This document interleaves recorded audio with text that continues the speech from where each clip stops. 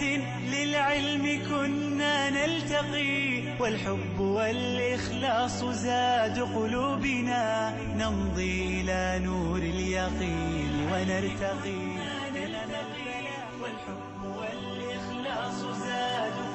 Assalamu alaikum wa rahmatullahi ta'ala wa barakatuh. Bienvenidos a Consultas Islámicas. Hoy jueves 29 de Ramadán, que podría ser el último día de este sagrado mes, equivalente al 16 de julio de 2015. Bienvenidos una semana más este jueves a Consultas Islámicas, inshallah, vuestro programa, vuestro espacio dedicado a contestar a sus preguntas relacionadas con el Islam y con la jurisprudencia islámica. Para contestar esas preguntas, para aclarar y explicar cualquier duda que ustedes tengan, tengo el placer de presentar conmigo aquí en el estudio a Mohamed Said Aliles. Assalamu alaikum wa rahmatullah. Alaikum salam wa rahmatullah. Alhamdulillah. Y Tawfiq Shid al-Haraq. Assalamu alaikum wa rahmatullah. Bien, nos acercamos ya al final de Ramadán. Insisto que hoy podría ser y probablemente sea el último día de este mes de Ramadán, lo cual significaría que mañana sería la gran festividad islámica del Eid, Eid al-Fitr. Así que desde ya lanzamos nuestras felicitaciones a toda la Umma, a toda la comunidad islámica y especialmente a nuestros seguidores hispanohablantes. Que Allah les bendiga siempre, inshallah.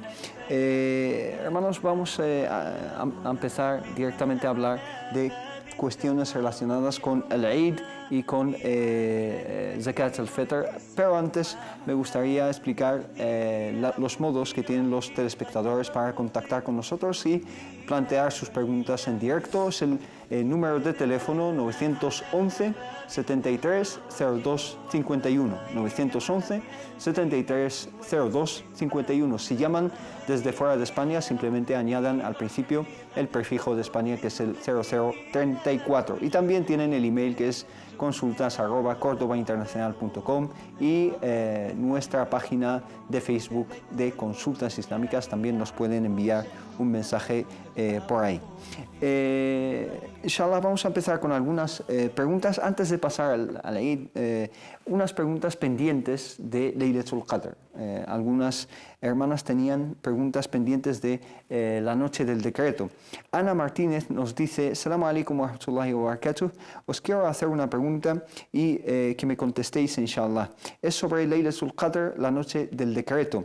¿Por qué casi todo musulmán dice que es el 27 de Ramadán? ¿Qué pruebas de hadices, etcétera, hay que indiquen que es ese día? Por más que busco información, solo leo que es una de las 10 últimas noches de Ramadán, pero no entiendo por qué siempre dicen que es el 27. ¿Es algún tipo de innovación o superstición, etcétera? ¿Qué le contestamos a la hermana Ana Martínez? Alhamdulillah, salatu wassalamu ala ulana rasulillah wa ala alihi wa sahbihi wa wala. En el nombre de Allah, el clemente, el misericordioso, alabado sea Allah subhanahu wa ta'ala, paz y bendiciones sobre su último mensajero, el profeta Muhammad, sobre su noble familia y sobre sus nobles compañeros y sobre todos nosotros que estamos siguiendo sus pasos hasta el día del juicio final. Amén.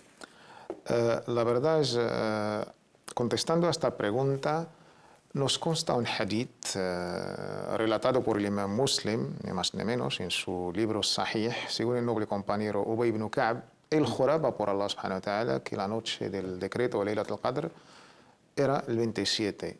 Sin embargo, cuando hacemos la lectura de un tema o de un precepto islámico, siempre la metodología que aconsejamos es hacer la lectura de todos los textos relacionados con el tema, el conjunto de los textos coránicos y también de Sunnah. Solamente un hadith y quizás no conocer o no hacer la lectura de todos los hadith que están en conjunto, ¿no? En conjunto. Sí. Este hadith habla, lo que han llamado nuestros sabios, es un caso de nuestro noble compañero Ubay ibn Ka'b, que seguramente coincidió con este día en aquel año, en aquellos tiempos. Pero también hay otros hadiths auténticos en Sahih Muslim y también en el Bukhari, en otros libros, que hablan de no fijar un día concreto para la noche del Qadr. Y de ahí el resultado como conclusión de nuestros sabios, haciendo la lectura de todos los textos relacionados con el tema, la conclusión está en las las 10 últimas noches y sobre todo con cierta exactitud y certeza, como nos ha dicho el profeta Muhammad sallallahu alaihi wasallam, y las noches impares del mes de Ramadán, ya sea haciendo el alhamdulillah conjunto y conciliando entre todos los textos. Pero la gente que se inclina hacia el 27 tampoco está inventándose. Tiene un fundamento, pero es algo que ha sido aceptado por nuestros sabios, pero siempre que Allah subhanahu wa ta'ala ha dejado clandestina, de una manera así, para nos esforzamos. Sí, secreta más que secreta, sí. Para nos esforzamos en el ibadah. Sí. Y este es el mensaje que debemos hacer. Barakallahu fik. Hermano Mohamed Said, la hermana Fátima Zahra también nos pregunta acerca de Laylatul Qadr. Dice, mi pregunta es referente a esta noche. Hay un hadith que dice que en esta noche aquellos que recen con fe y esperanza de la recompensa de Allah, alabado sea, todas sus faltas serán perdonadas. Mi duda es sobre las mujeres. Si esa noche no les es posible rezar, ¿cómo consiguen la recompensa y cómo se les perdonan todas sus faltas? ¿Cómo deben actuar en esta noche las mujeres que no les es posible llevar a cabo el rezo? El hadith habla del qiyam, man qama laylatul qadr imanan wa ihtisaba, y el qiyam no se puede limitar simplemente a la cuestión del rezo. Y Allah subhanahu wa ta'ala, cuando habla de la recompensa de Laylatul Qadr khayrun min alfi shahr, la noche del valor, la noche del decreto y el destino, es mejor que 1000 meses en recompensa en todo lo que respecta a la adoración, cualquier obra de caridad, el dua. Ummuna Aisha radiyallahu anha warda, cuando le pregunta al profeta Muhammad sallallahu alaihi wasallam si coincido con ella, qué es lo que diría, le indica al profeta Muhammad sallallahu alaihi wasallam hacer el dua, ¿no? Lo mejor que se puede hacer esa noche es hacer dua y tener un estado de presencia con Allah subhanahu wa ta'ala, del cual va a depender nuestra aceptación. Igual hay gente que ha ido a la mezquita y ha rezado, igual ha rezado todas las noches de los 10 últimos días de Ramadán, pero no ha estado presente, no ha sentido esa devoción, esa fe y ese anhelo a la recompensa de Allah subhanahu wa ta'ala. Por lo tanto, igual no entran en ese perfil de las personas que van a ser aceptadas. Igual otras personas que no han tenido el tiempo por razones de trabajo, por cuestiones que salen de su propio control, que es la menstruación en el caso de las hermanas, pero sí han tenido esa esperanza, ese anhelo, esa fe y esa devoción en coincidir con esa noche, y la han buscado y han pedido a Allah subhanahu wa ta'ala con todo su corazón para que les haga alcanzarla, y Allah subhanahu wa ta'ala les ha aceptado sin rezar. Depende de nuestro estado, de la presencia de nuestro corazón con Allah subhanahu wa ta'ala, depende de la fe, de la devoción, del anhelo a la recompensa de Allah esa noche, y no simplemente de las obras mecánicas, no simplemente de rezo, de la lectura del Corán o del dua, sobre todo si les falta esa presencia. Es decir, es un estado más que los actos. Efectivamente. También. Barakallahu fik, les recuerdo el número de teléfono si quieren plantearnos en vivo y en directo sus preguntas, es el 911 73 02 51, 911 73 02 51. Hermano Taufik, Nora nos pregunta diciendo: Salamu alaikum, hermanos, tengo una duda acerca de zakat. ¿Tiene que ser musulmán el necesitado o la persona a la que dedicamos este tributo de la zaque? Y otra pregunta: ¿qué diferencia hay entre un musulmán de toda la vida, así lo denomina, y los musulmanes hispanos regresados? Muchas gracias. El tema de zakat, tenemos dos tipos de zakat. Zakat, lo que va a considerar ahora, es la zakat al-fitr, relacionada con el pilar del ayuno, y tenemos el zakat, que es zakat de los bienes, zakat al-mal. Es un pilar del Islam. Sí. Si se refiere a zakat al-fitr, la opinión del jumhur es un acto de culto en sí mismo, ta'abudiyya. Sí. Solamente se permite dar a los pobres necesitados musulmanes. Y yo personalmente me inclino con esta opinión. Sí. Sin embargo, zakat al-mal, hay cierto debate entre nuestros sabios, pero hay un apartado que más o menos goza de cierto consenso, que es el mu'allafati qulubuhum. De ahí... el mu'allafati qulubuhum está en el Corán, o sea, hay un proceso total. está la definición de quiénes Sí. son, ¿no? Mu'allaf al-qulub. En este apartado, pues cabe, digamos, para que ellos tendrán beneficio de esta zakat de los bienes. Sin embargo, aparte del zakat, tenemos, alhamdulillah, todo tipo de sadaqa, de caridad, y esto, alhamdulillah, solidaridad está totalmente permitido en nuestra sharia islámica. Con esto yo, alhamdulillah, si el Islam me abre unas puertas y si zakat hay este debate, pues alhamdulillah, entre todas las obras de caridad, pues tendrán los no musulmanes derecho a recibirlas sin ningún problema. Sí, Mohamed Said, ¿algo que añadir en este aspecto? Coincidir con el hermano Tawfiq en que el zakat del fitr se tiene que dar exclusivamente a los musulmanes porque tiene un propósito, que es hacerles partícipes en la alegría del Eid. De los musulmanes. La fiesta del Eid, la fiesta del fin de Ramadán, Eid al-Fitr, la fiesta de ruptura del ayuno, es una celebración que culmina el mes de Ramadán, por lo tanto es un día de júbilo, alegría, de celebración, de encuentros familiares, y las personas necesitadas y con pocos recursos económicos no van a disfrutar de ese día. Por eso se ha prescrito ese precepto para ayudarles a que, inshallah ta'ala, sean partícipes en esa alegría y aliviar su necesidad, ya que ellos también han hecho el ayuno y también es una enmienda a nuestro ayuno y es un precepto también. Por lo tanto, es exclusivo para los musulmanes y es una cantidad mínima, ¿no? Y también está abierta la puerta de la caridad voluntaria, la caridad, digamos, sin límites, ¿no? Sin ser algo específico. Cuando hablamos de la zakat, estamos hablando de un precepto islámico dedicado a los propios musulmanes. Muchas gracias por la explicación. Tenemos al teléfono a Lamia desde Madrid. Salam alaikum. Assalamu alaikum, Eid Mubarak. Alaikum salam wa rahmatullah. Eid Mubarak. Sí. Tengo una pregunta, Sí. 2 preguntas. La primera es que mi marido me ha regalado una cadena del cuello con un corazón y en el corazón lleva mi foto y la foto de mi hijo. Sí. Y mucha gente me dice que no se puede rezar con ella. Ajá. Y quiero saber si puedo rezar con ella o haram o la puedo llevar así simplemente o qué hago. Entendido. Y otra pregunta. Sí. La foto, Mi marido... la foto está guardada, digamos, dentro de... Sí, es que el corazón se cierra. Pero no se ve la foto. No. No se ve. Es que lleva como el corazón cuando lo abres lleva 2 fotos. Dos fotos una a la dentro. izquierda y otra a la derecha. Vale, normalmente lo lleva guardado. Sí, se cierra. Ajá. Y otra pregunta. Mi marido ha comprado una casa en Marruecos con riba. Sí. Y yo estoy intentando con él que lo deje, porque riba es haram. Ajá. Y le digo que ya está, no hace falta que le sigues pagando, déjala, olvídate de ella, y él no me hace caso. Y no sé qué hacer con él, o yo tengo algo que ver con eso, o no sé. O sea, él ha comprado esta casa pagando un interés mensual, ¿no? Sí, pagando cada mes. Ajá. Entendido. Una hipoteca. Pero con riba. Una hipoteca, vamos. Sí. Ajá. Sí, pero con riba. Sí, entendido. Inshallah le contestamos enseguida. Es que Gracias. no sé qué hacer con él. Estoy intentando decirle que lo deje, Ya. nada, no sé qué hacer. Si tengo algo que ver yo también o no. Y si se puede, le puedes explicar a él con árabe o no sé. Es que él no entiende español. Pues, inshallah, le intentaremos hacer llegar este mensaje. Barakallahu fik. Salam alaikum. Vale, muchas gracias. A Salam usted, alaikum. salam alaikum. Bueno, antes de pasar a las 2 preguntas de la hermana Lamia, teníamos pendiente la hermana Nora, que nos preguntaba la diferencia entre un musulmán de toda la vida y un musulmán hispano regresado.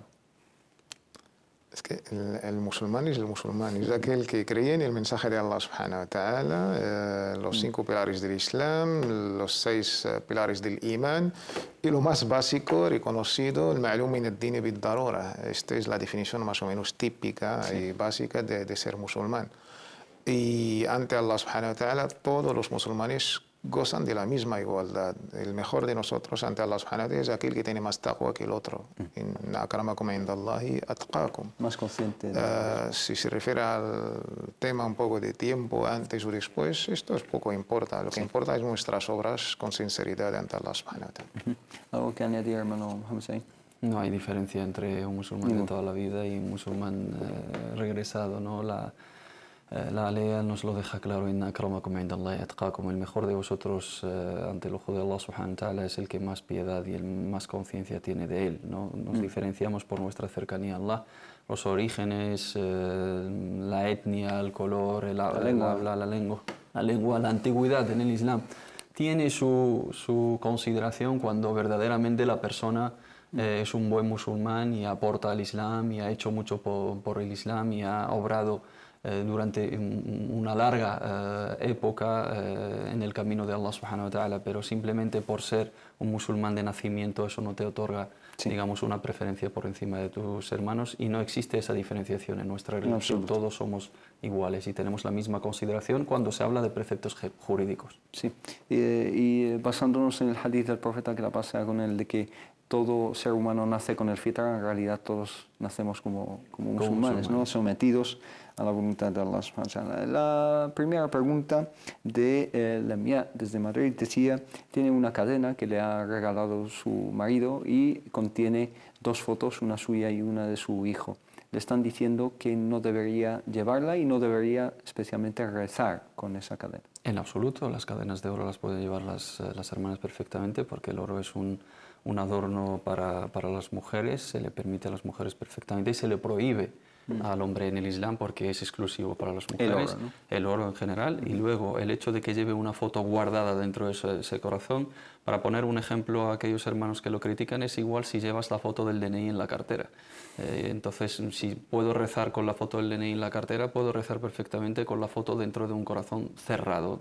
Y imagino que, aunque la lleve al descubierto, la cadena no la lleva por fuera, sino guardada, y en el momento de rezar se pone su ropa, no entra ni en los anuladores de la oración, ni es una cuestión que tiene relación con la oración. Si lo lleva pensando que es un talismán, que es una protección para ella o para los hijos, estamos hablando de otras cuestiones que no tienen nada que ver con la sala, tienen que ver con la aqida, con la propia creencia y con la propia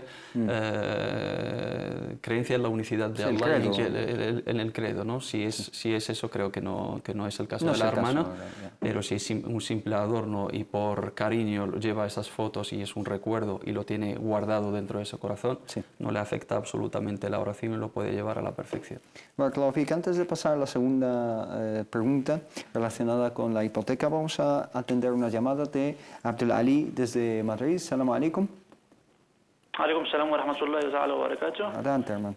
En primer lugar, felicitaros por el programa. Gracias, estáis haciendo un trabajo excelente. Muchísimas gracias por todo. Mi pregunta tiene que ver con unos códigos que vienen en algunos elementos, como el pan, como por ejemplo la bollería, ¿vale? Vienen, pues, que pone que es el 471 o 472, ¿vale? Ajá. Y quería saber si estos códigos provienen de lo que es la carne de cerdo. Ajá. Si son lícitos en general. Sí, si son lícitos, si se pueden comer o no, porque es que me han pasado una tabla el otro día que dicen que vienen esos códigos, pues, que llevan sustancias de la carne de cerdo. Muy bien, pues enseguida, inshallah, le contestamos. ¿Alguna otra duda, hermano? Muchísimas gracias y un saludo a todos. A ustedes. Salam alaikum. Bueno, la duda relacionada con los aditivos, los típicos, y el número normalmente que están en los alimentos. Hermano Sofik, el marido de la mía, esta hermana, pues ha comprado una casa en Marruecos con una hipoteca ribawiyya, con riba, que es usura, ¿no? Entonces ella le está intentando convencer. ¿Cómo le puede convencer de dejar este tipo de interacciones financieras? Con la mejor nasiha, consejo y exhortación posible, explicando que esta transacción hipotecaria es totalmente haram, prohibida en nuestra sharia islámica, explicando las aliyas coránicas que hablan sobre el tema de riba, declarando este acto como un acto de guerra contra Allah subhanahu wa ta'ala y su mensajero, فَأَذَنُوا بِحَرْبٍ مِنَ اللَّهِ وَرَسُولِهِ. ¿Y quién de nosotros se atreve a acto semejante que declarar ni más ni menos la guerra contra Allah subhanahu wa ta'ala y su mensajero sallallahu alayhi wa sallam? En la misma alía, en el mismo contexto, si nos arrepentimos, فَإِن تُبْتُمْ فَلَكُمْ رُءُوسُ أَمْوَالِكُمْ. Si nos arrepentimos y cortamos por lo sano dentro de las medidas posibles, Allah subhanahu nos va a recompensar de la mejor manera posible y teniendo la conciencia que esta vida es corta y después de la muerte Allah subhanahu wa ta'ala nos va a juzgar. Yo creo que en los ahadith que tenemos y las aliyas, que arriba es uno de los pecados, el kaba'ir al-dhunub, no estamos hablando de algo así a la ligera. Sí. Y pidiendo mucho dua a Allah subhanahu wa ta'ala que abre el corazón de su marido, siempre manteniendo un diálogo con las mejores palabras y la exhortación, inshallah. Inshallah. Hermano Mohamed Said, la pregunta de Abdali acerca de los aditivos. Muchas veces lo hemos recalcado, los hermanos no se tienen que obsesionar, sobre todo cuando la información no es del todo correcta, no es del todo constatada, no basarse sobre un listado emitido por internet y publicado en ciertas páginas y decir tal sustancia, tal número, tal aditivo lleva sustancia porcina o alcohólica sin tener la certeza. Yo creo que complicamos la vida de nuestros hermanos. Creo que él habla de los 470 y pico, suelen ser emulgentes. Algunos son de origen animal, otros son de origen vegetal. Se tiene que especificar normalmente en las etiquetas, viene bien constatado. También los hermanos tienen que diferenciar entre lo que es un ingrediente, que forma parte de la composición principal del producto, y lo que es un aditivo, que es algo muy insignificante, o son colorantes, o son aromas que dan sabor, o son conservantes que ayudan a conservar la composición o la sustancia, ¿no?, que contiene el producto. Teniendo el concepto del istihala, cuando la proporción es mínima, aunque sea porcina, y luego el origen porcino es una cosa, y luego la manipulación química es otra, ¿no? Hay sustancias que en su origen eran impuras, pero al tratarlas químicamente se convierten en sustancias puras. Les decimos a los hermanos, cuando tengan la certeza de que ese componente efectivamente es de origen porcino y sigue manteniendo las propiedades originales impuras, consideradas impuras en nuestra jurisprudencia, se tiene que evitar.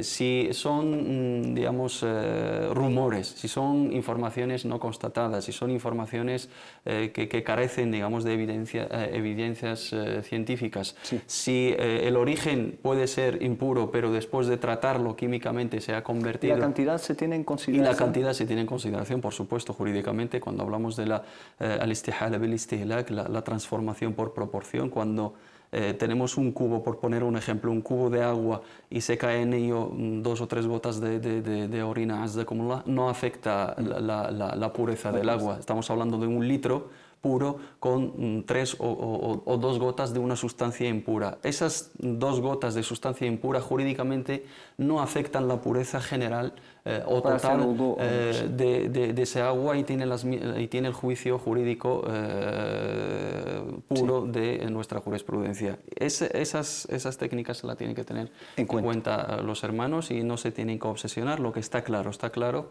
lo que tiene una proporción clara en su composición, porcina o alcohólica, se tiene que evitar, y las cosas de aditivos que no tenemos la certeza de si son de origen vegetal o animal y simplemente hay un bulo popular en torno a ello, yo creo que los hermanos los pueden consumir perfectamente.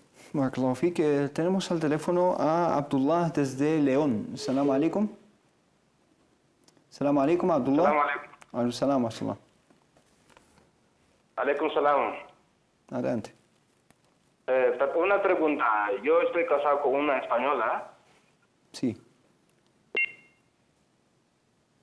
Entonces, en Ramadán, cuando ella me da besos, no sé si eso no puede hacer algo de mi Ramadán. Disculpe usted, baje el volumen del televisor y simplemente háblenos a través del teléfono, por favor. Usted está casado con una española, pero ¿es musulmana o no es musulmana? No, no es musulmana. No es musulmana. ¿Y entonces el problema cuál es? Entonces, cuando ella me da besos, ¿me entiendes? Ajá. Entonces, no sé si eso no puede hacer algo, dañar mi Ramadán. Que si besar a su mujer invalida su ayuno durante el día de Ramadán, ¿entendido? Sí. ¿Alguna otra duda? ¿Alguna otra pregunta? No, no hay otra duda. Muy bien. Barakallahu fik. Salam alaikum. Pues el hermano Abdullah desde León nos pregunta acerca de besar uno a su mujer o viceversa, al cónyuge en general, si eso interrumpe o invalida el ayuno. No, al contrario, los besos no anulan el ayuno. Nos consta un hadith hermoso de nuestra madre, la madre de todos los creyentes, Aisha, que Allah esté complacido con ella, que hacía lo mismo con el profeta sallallahu alaihi wasallam. Y los sabios solamente han remarcado un consejo, que alguien también, aparte de que está permitido, debe saber un poco autocontrolarse. Y alhamdulillah no invalida el ayuno. ¿Algo que añadir en este sentido? De cualquier persona, digamos, que controla su instinto y controla, digamos, la tentación y no puede ir a más, los besos durante la jornada del ayuno no invalidan el ayuno en absoluto. El profeta Muhammad sallallahu alaihi wasallam lo hacía, kana Rasulullah sallallahu alaihi wasallam yuqabbilu wa huwa sa'im, y es perfectamente lícito. Hermano Mohamed Said, Esther nos pregunta diciendo: Salam alaikum, estoy dando el pecho a mi hija de 2 meses y no tengo mucha leche, me han mandado levadura de cerveza y tengo dudas si es halal o no, si es lícita o no, aunque el doctor me aseguró que no contiene alcohol. No contiene alcohol. Tiene que hacer caso a lo que le ha dicho el médico. Es una sustancia farmacológica, es un complejo vitamínico. El nombre confunde. La levadura de cerveza no tiene absolutamente ninguna existencia de sustancias alcohólicas. Se utiliza como multivitamínico, como complemento alimenticio para las embarazadas, para las personas que tienen caída de pelo, o un suplemento en general, y se puede utilizar perfectamente porque no tiene sustancia alcohólica. Muchas gracias por la aclaración. Inshallah, nos vamos a una pequeña pausa, 5 minutos, y volvemos enseguida en Consultas Islámicas.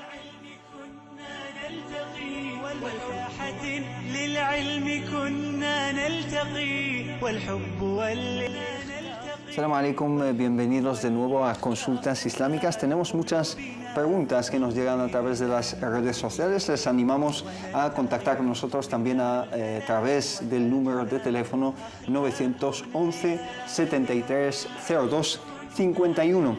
Hermano Taufik, te planteo un par de preguntas, inshallah.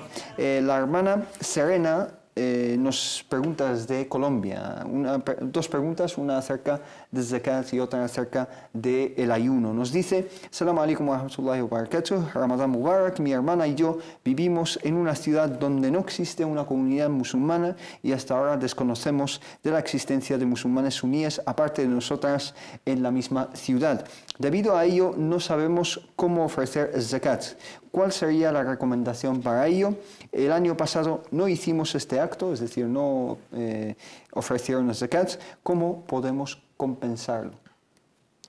Pues, alhamdulillah, las 2 hermanas nos hacen pensar en el ejemplo de Abraham. Abraham solo era como toda una umma, como menciona Allah subhanahu wa ta'ala en el Sagrado Corán, que se aferran al libro de Allah subhanahu wa ta'ala y la sunna del mensajero Muhammad sallallahu alaihi wasallam, y que Allah les dé toda la firmeza, inshallah. Respecto al tema de zakat, las hermanas, la zakat del año anterior y la zakat de este año, tienen la posibilidad de ingresar en cualquier cuenta de una entidad humanitaria islámica conocida, y a través de las páginas de internet hay varias entidades de confianza, también legales, y directamente pueden ingresar la cantidad del año pasado y este año a su cuenta, inshallah. Inshallah. Y en cuanto a lo del año pasado, ¿lo puede hacer? Lo puede hacer junto con este año y ingresando en la cuenta, inshallah. Barakallahu fik. Tenemos al teléfono a Abdelkader desde Madrid. Salam alaikum. Salam. A ver, vamos a ver. Mi madre no ha podido hacer el Ramadán este año, entonces no tiene que sacar el fidia. Por no hacerlo, no puede hacerlo. Que lo sabe la cantidad y la fecha límite para sacar lo que es el fidia. Aparte, mi madre es una jubilada en Marruecos y no lo sé si se influyó en algo. Ella vive ahí, en Marruecos, ¿no? No, vive aquí conmigo.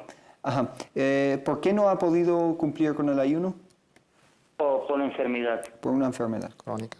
¿Crónica? Sí. ¿Normalmente vive aquí o solamente está de visita? No, está viviendo conmigo aquí, lleva como 8 años. Está viviendo aquí. Inshallah, le contestamos enseguida, hermano Abdelkader. Muchas gracias. A usted, hermano Mohamed Said, la fidia, ¿cómo la saca? ¿Qué es la cantidad que debe sacar? y si tiene una fecha límite para hacerlo. La fidia la valoramos en nuestro contexto español desde 3,5 euros hasta 5, que es la media, el mínimo, ¿no? Según sus capacidades económicas. Si está bien económicamente, pues que saque 5 euros o más, si puede. Como mínimo 5 euros hasta un mínimo de 3,5 euros por cada día. Sí. Son 30 días o son 29 días el mes de Ramadán, multiplica los 30 o 29 por 50 y el importe total lo saca a los pobres necesitados. Se lo puede dar a la misma persona o lo puede repartir entre varias personas. Es recomendable sacarlo lo antes posible porque es una obligación, es una compensación de ese ayuno que no ha hecho, entonces tiene que coincidir con el Ramadán. Pero por cuestiones que pueden variar según las personas, la cuestión económica, el tiempo, etcétera, o encontrar a las personas, lo puede retrasar y tiene un plazo, dicen algunos de nuestros sabios, hasta Ramadán que viene, pero lo más recomendable que se saque justo en el mismo Ramadán o justo después, que coincida con la fecha de la Eid, para que sea una ayuda a los necesitados.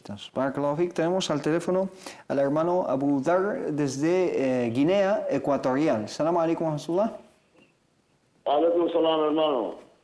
Bienvenido con nosotros, hermano. Y Mubarak. Igualmente, igualmente. Vale, mashallah. Hermano, preguntaba, Salatul Tashabi. ¿Cómo es? Salat. ¿Sabéis qué es? No, bueno, perdón. Salatul Tashabi. Tashabi. Te levanta, sí. Después tú haces 15, subhanallah, walhamdulillah, la ilaha illallah, wa 15 veces, ruku, 10, sujud, hasta terminamos acá. Este acto, el profeta Muhammad sallallahu alaihi wasallam lo hizo, 1, lo recomendó alguien, 2, o es una bid'a, por favor, necesitamos una respuesta, inshallah. Enseguida le contestamos. ¿Alguna otra duda? Y otra cosa, en tu titola, la gente que viene contigo, cuando tú quieras hacer zakat al fitri, entre ellos hay unos que no son musulmanes. ¿Tú tienes que dar también zakat al fitri por ellos también? Ajá. En la familia, hay gente en la familia que no es musulmana. Claro, pero viven abajo están abajo de tu responsabilidad. Ajá, entendido. Cuando quieras sacar el fitri, tienes que traer para ellos también. Entendido. Vale. Inshallah le contestamos enseguida. Muchísimas gracias, hermano. Ok, salam alaikum para vosotros, inshallah. Un saludo para usted y para toda la comunidad musulmana de Guinea Ecuatorial, que nos han llamado la semana pasada y esta semana también nos han llamado. Así que Eid Mubarak a todos ahí en Guinea y en África en general. Que Allah les bendiga. Dos preguntas. Una relacionada con Salat al-Tasabih. Esto tiene un fundamento, lo hizo el profeta sallallahu alaihi wasallam, lo recomendó, o es ajeno al Islam, o es una bid'a, es una innovación, un acto de adoración que no existe en el Islam. Sí, adelante. El tema de Salat al-Tasabih es un tema bastante polémico entre nuestros sabios. El origen de la polémica es el texto, es el hadith declarado por unos no sahih, no auténtico, otros lo han autentificado, y otras críticas no solamente el texto, pero a la manera como se realiza esta salat. No coincide con los demás rezos, ni el faraid obligatorios, y tampoco los nawafil. Y de ello personalmente me inclino que es mejor dejar esta salat. En los rezos voluntarios que tenemos, alhamdulillah, muchísimos nawafil, aconsejo al hermano que se quede con los nawafil reconocidos, consensuados entre nuestros sabios, y esta salat, como con esta polémica, evitarla mucho mejor. Ajá. ¿Hay alguna mención de estas salas en algún hadith? Sí, hay un hadith al-Abbas radiyallahu anhu, y el profeta Muhammad sallallahu alaihi wasallam se lo recomienda. Como bien dijo el hermano Tawfiq, hay sabios que lo consideran como auténtico, y sorprendentemente uno de ellos es el Sheikh al-Albani, rahimahullah ta'ala, pero la mayoría absoluta de nuestros sabios, tanto antiguos como actuales lo consideran como hadith da'if, incluso algunos lo denominan como munkar, porque contiene nakara, contiene su contexto, la manera de hacer esa oración no es narrada por los sahaba, contiene mucha recompensa y no ha venido narrado de varios sahabas, sino es una narración única, que carece, digamos, de shawahid, que carece, digamos, de otras cadenas de transmisión que la apoyen. Y también la manera de hacer esa oración digamos, dista mucho de la manera habitual de la oración del profeta Muhammad sallallahu alaihi wasallam en las otras oraciones recomendables o opcionales en Nawafil. Por lo tanto, yo personalmente me inclino a la opinión del Jumhur, de la mayoría de nuestros sabios, tanto los sabios del hadith como los fuqaha, que lo consideran como hadith sin fundamento. Por lo tanto, hacer esa oración en base a ese hadith sería una equivocación y entraríamos en el apartado de la bid'a. Pero como es nuestra metodología de siempre tener en cuenta las opiniones diferentes y las opiniones que tienen digamos, una referencia, hay quien lo considera como auténtico y se aferran en la opinión de ciertos sabios que son también de renombre. El Sheikh Al-Albani conocemos quién es, pero bueno, deja de ser una persona que también se puede equivocar. Y en muchos hadices que ha declarado como auténticos, muchos de los sabios han demostrado que no son tal cual, y al revés, muchos hadices que ha declarado da'if, otros sabios, grandes sabios del hadith como Shu'ayb al-Arnaut, Ahmed Shakir,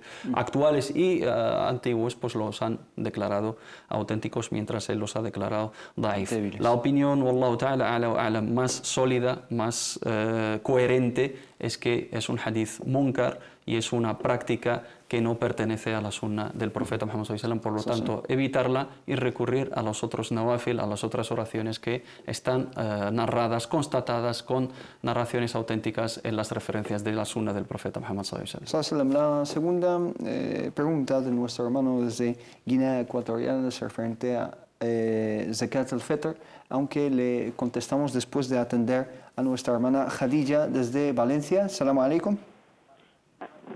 Salamu alaikum. Wa alaikum assalam wa rahmatullahi wa barakatuh. Mire, tengo una pregunta sobre la fidia. Sí. Si se puede, con el dinero de la fidia, se puede comprar medicamentos para enfermos crónicos en Marruecos. Entendido. Sí. ¿Alguna otra duda? No, eso es. Gracias. Salamu alaikum. Inshallah le contestamos enseguida. La pregunta pendiente de Zakat al-Fitr. Una persona que tiene a su cargo pues a personas que no son musulmanas, si tiene la obligación de sacar la Zakat del Fitr por esas personas. Zakat al-Fitr, como es un precepto islámico, solamente atañe a los musulmanes. El hermano no tiene ningún deber de sacar por alguien que no es musulmán, aunque es de su propia familia. Solamente si son musulmanes y si son bajo su cargo manutención económica, ahí sí que es la obligación de sacarles como él es su responsable.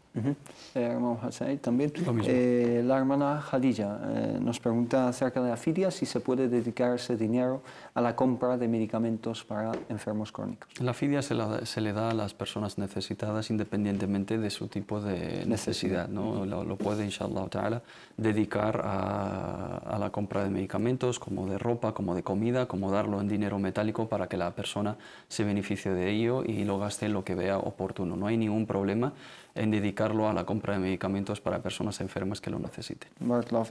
La pregunta pendiente de la hermana Serena desde Colombia, una pregunta acerca del ayuno. Dice, llevo 2 años como musulmana. Cuando abracé el Islam, cuando entré al Islam, al poco tiempo tuvo inicio el mes de Ramadán en 2013. Debido a que no teníamos conocimiento de ello, no ayunábamos.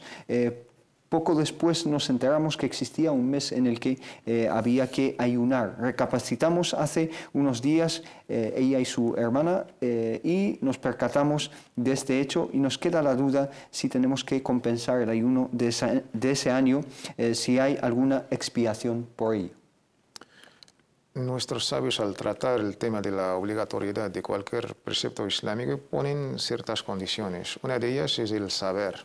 Otra es la libertad sin ninguna coacción. Otra es la pubertad. Sí. Otra es la dhakira, no nisyan. Sí, la memoria. Que, todo esto, y además en su contexto, que es una hermana regresada, como ella no sabía sobre la, digamos, la legitimidad o la obligatoriedad del Ramadán, en su contexto más concreto, pues no le atañía este ayuno. Sin embargo, para salir y tener un poco la conciencia tranquila, se le aconseja pues, acudir al ayuno voluntario y alhamdulillah durante todo el año, los lunes, los jueves, los 3 días de la luna llena y los días señalados, será alhamdulillah como algo recomendable para la hermana, inshallah. Inshallah. Hermano Muhammad Said Ikram nos pregunta si una persona se salta unos días de Ramadán sin justificación de enfermedad u otras razones, sin excusas, vamos. ¿Esta persona qué debe hacer? ¿Recuperar los días que no realizó más un mes de castigo? ¿Cómo debería proceder esta persona para quedar en paz con ella misma, ya que se siente muy arrepentida por esta falta? Me gustaría saber cuál es el procedimiento correcto y espero una pronta respuesta. El procedimiento es ser consciente de la gravedad de ese hecho, porque estamos faltando a un pilar del Islam. Y el profeta Muhammad sallallahu alaihi wasallam dice: أفطر يوما متعمدا لم يقض عنه صيام الدهر ولو صامه. Aquella persona que abandona un día de ayuno voluntariamente, sin ninguna justificación, no compensaría ese ayuno aunque ayunase toda la vida. Eso no quiere decir que se le perdona, ¿no? La falta de ese día.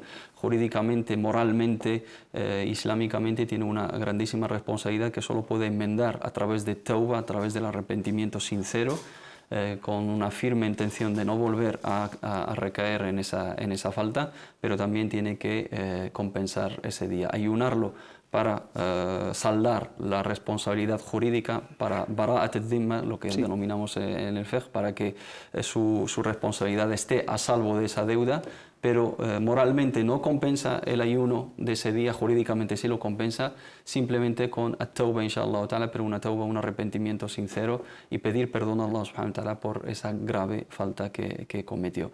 La expiación a través, con los 2 meses, esto es exclusivo para digamos, realizar el coito durante el día del ayuno.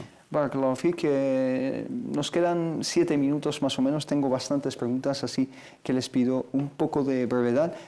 Saleh nos pregunta unas cuantas preguntas, dice: Ramadán Mubarak Said, tengo 2 preguntas y espero que me las contesten por favor. Si un día de Ramadán a las horas del ayuno te empiezan a salir demasiada sangre por la nariz sin parar, ¿eso afecta al ayuno en alguna forma?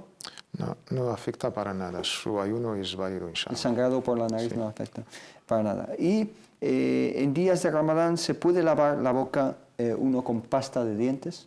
Exactamente, sin ningún problema, salvo la condición del hadith que controle no tragar el agua, inshallah. Barakallahu fik. Hermano Muhammad Said, siempre se plantea la misma pregunta. El día del Eid, si coincide con el Jumu'ah, ¿no? el viernes, ¿qué hay que hacer con la khutbah del Jumu'ah? Hay debate, hay un largo debate entre nuestros sabios sobre esta cuestión. Tenemos hadices del profeta Muhammad sallallahu alaihi wasallam que cuando se juntan dos ayat, dos fiestas, porque es el viernes la fiesta semanal y el Eid es la fiesta anual de los musulmanes, uno es válido para quien haya asistido a uno de los dos. Si asistimos al Eid, tenemos permiso de no asistir a la khutbah del viernes, pero no cae la obligatoriedad del Dhuhr, ¿no? Sí. Aunque hay opiniones jurídicas que dicen que sí, pero eso es para las personas normales, porque el profeta Muhammad sallallahu alaihi wasallam en el hadith dio ese permiso y dijo: "Wa inna mujammi'un", y nosotros vamos a rezar el viernes. ¿Por qué? Porque las mezquitas no pueden cerrar el viernes por la excusa de haber celebrado el Eid, porque habrá personas que no han asistido al Eid, por lo tanto tienen que asistir al viernes. Las personas que han asistido a la jutba del Eid y al rezo del Eid tienen permiso de no asistir al viernes si tienen algún asunto, si tienen alguna complicación, si tienen algún trabajo, alguna ocupación que no les permite acudir al viernes. Pero la propia mezquita y el propio imam tienen que celebrar el viernes para aquellas personas que no han podido rezar el Eid y por respetar el precepto del viernes y no se falte a ello. Y de todas maneras, las personas que tienen el permiso de ausentarse en el viernes por haber rezado el Eid tienen que rezar el Dohr sí o sí, porque es una oración obligatoria que estaría en el lugar del viernes. Quizá la última pregunta, y nos quedan 5 minutos, es acerca del zakat. Siempre, todos los años, surge este debate de si sacar el zakat en dinero, es decir, en efectivo, en una cantidad monetaria, o si sacar comida, ¿no? Alimentos. Algunos se basan en algunas referencias, algunos hadices para decir se tiene que sacar en especie, dátiles, arroz, etc. Y otros te dicen, especialmente en nuestro contexto actual occidental, pues no sirve de mucho sacar esos alimentos. ¿Qué opináis de este tema? Es un tema bastante importante, dos temas un poco metodológicos. Antes de hablar de cualquier tema, aunque últimamente, como tú bien has dicho, y cada año se bombardea las redes sociales, sin ningún base, digamos, de conocimiento. Los hermanos están tratando unos temas muy importantes y sin tener, digamos, la preparación académica, islámicamente hablando, sobre el tema. Dos, hay que entender... Simplemente transmiten cosas que oyen. Copiar y publicar así directamente, incluso la refutación de una opinión u otra, son temas un poco, faltan cierta responsabilidad. Y lo otro es que hay que entender algo que nuestros sabios le llaman fiqh al-ikhtilaf. Hay toda una disciplina de esta diferencia entre nuestros sabios, divergencia y con, digamos, cierta pluralidad de opiniones. La opinión del jumhur, me refiero a la escuela maliki, la escuela shafi'i y la escuela hanbali, sobre todo la escuela shafi'i, ellos la zakat hay que entregarla sobre, digamos, غالب قوت أهل البلد. En temas el alimento más común, más consumido, y sobre todo se refieren a los cereales, basando en el hadith de Abdullah ibn Umar, relatado por el Bukhari o Muslim, pero en este contexto geográfico del profeta Muhammad sallallahu alaihi wasallam, que ha sido enviado en una ciudad como el Medina al-Munawwara. Esto hay que tenerlo en cuenta. Sin embargo, tenemos la escuela Hanafi, permite sacar zakat al-fitr en este contexto en un valor equivalente a este, digamos, alimento. Y ahí tenemos la opinión de un gran sabio, digamos, con cierto erudito en el tema, que es ni más ni menos que el Imam al-Bukhari. Todo un apartado sobre el tema, y sacó el hadith de Mu'adh ibn Jabal. Mu'adh ibn Jabal, el más sabio sobre temas del halal y el haram, reconocido por el mismísimo profeta sallallahu alaihi wasallam, era gobernador del profeta en el Yemen, y dijo que hay que entregar a los pobres necesitados del Medina tipo de textil, ropa. Textiles, ropa, o si no, tela, digamos, unos cuantos metros. Kulla labisatin wa khamisa. Porque es fácil para los propios ciudadanos yemeníes, porque es su medio de ganar la vida, y más útil para los propios pobres del Medina Munawwara. Y cuando llegó esto al jefe de Estado, que es el mensajero Muhammad sallallahu alaihi wasallam, no criticó, no lo dijo, no, lo tenías que enviar cereales de la época. Esto se llama en nuestra jurisprudencia sunna taqririya, lo aprobó el profeta Muhammad sallallahu alaihi wasallam. Y de ahí la escuela Hanafi lo permite, el gran tabi'i, el Hasan al-Basri, el noble compañero Muawiyah ibn Abi Sufyan y Khalifa, que Allah esté complacido con él, el Khalifa Umar ibn Abdul Aziz, Sheikh al-Islam ibn Taymiyyah, que comparó, en un estudio bastante comparado entre varias opiniones, dijo lo que más, digamos, benefició para el propio pobre necesitado. Y más en nuestro contexto occidental donde estamos viviendo, yo creo que esta opinión de Sheikh al-Islam ibn Taymiyyah y la opinión incluso del Imam Abu Hanifa es la que más adecuada, fácil para los que lo van a entregar e incluso mucho más beneficiosa para los que la van a recibir, inshallah. Barakallahu fik, hermano Juan Said. Algo que añadir en este sentido, y también una pregunta que nos pregunta un hermano desde Londres, desde Wembley, dice que en una mezquita en esta localidad alguna gente reserva su sitio en la primera fila de Salat al-Tarawih, incluso lo hace con 1 hora de antelación o 2 horas de antelación, se va a casa, deja el lugar reservado y nadie tiene el derecho de venir y rezar en ese sitio en la mezquita. Nos dice si esto está, digamos, permitido en el Islam. Respecto a Zakat al-Fitr, los hermanos tienen que saber diferenciar entre los aspectos jurídicos, ¿no? El Jumhur dice, efectivamente, la opinión mayoritaria de las escuelas jurídicas sí que se debe sacar en alimento porque es un precepto y así lo mandó el profeta Muhammad sallallahu alaihi wasallam. Y hay otra escuela jurídica que también, y varios sabios y varias escuelas jurídicas, varios sabios que han marcado escuelas jurídicas que permiten sacarla en dinero metálico. Unos se limitan al precepto en sí, limitándose al texto, y otros buscan el propósito de ese hadith, el propósito de ese precepto en sí, que es la ayuda a los pobres, hacerles copartícipes en la alegría, aliviar su necesidad a través de esa ayuda solidaria. De la manera que se realice, bienvenido, sea a través de dinero, sea a través de alimento. Lo que le diría a los hermanos acorde a los contextos. Si en su contexto la tradición o la norma es sacarlo en alimento y los pobres de ese contexto se benefician a través del alimento, que se respete teniendo en cuenta la opinión del Jumhur.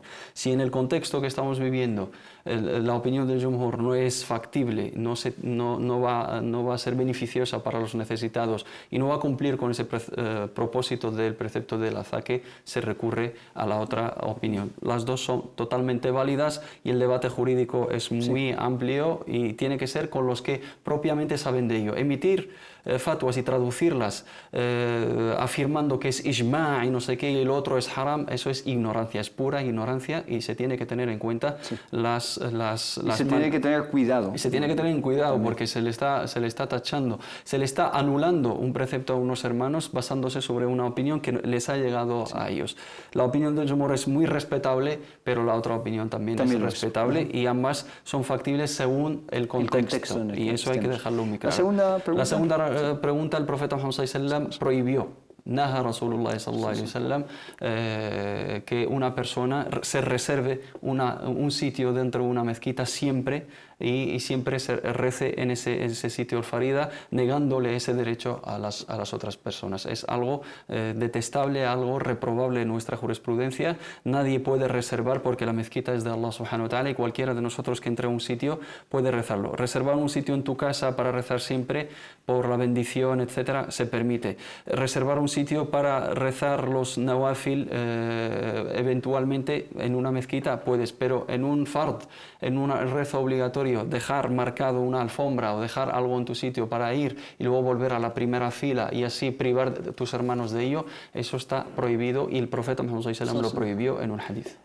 Creo que las cosas de las que hablaba el profeta sallallahu alaihi wasallam es simplemente rezar en el mismo sitio sin reservarlo con algún objeto o algo así.